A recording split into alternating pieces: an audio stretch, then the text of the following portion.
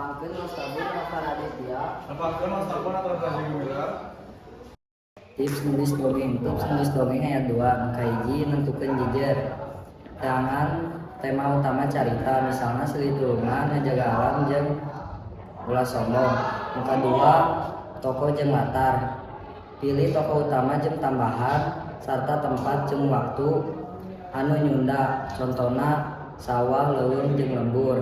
Tips nulis dongeng. Tim nu mimiti aya nyusun struktur carita dongeng. Nu mimiti tung panganter, tuluy konflik, teras rengse ku solusi anu logis. Nu kadua nyaeta ngagunakeun basa Sunda nu pas, campur basa lemes jeung loba, saluyu jeung tokoh jeung kaayaana. Tong make bahasa anu kasar. Nu terakhir aya masihan amanat.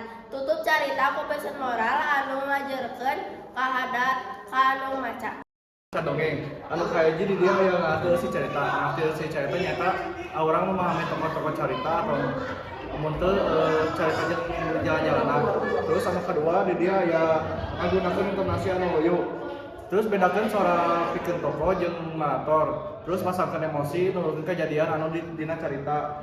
Yang nu katilu nyaeta maca bahasa make bahasa anu makna. Jadi lamun dongengna make bahasa Sunda pilih kecap jeung undak usuk nu saluyu jeung cakitana. Nu kaompat nyaeta ngarasa jeung ngahudangkeun imajinasi. Jadi maca teh lain ngan ujuk nyebut kecap tapi ge oge ngahirupan suasana sangkan nu ngadenge bisa ngabayangkeun kajadianna. Tips carita dongeng nyaeta pertama salam heula. Ame ngerasa akrab ka kabeh permusa jeung siap ngadengekeun dongeng. Terus anu kadua nyaeta ekspresi hirup.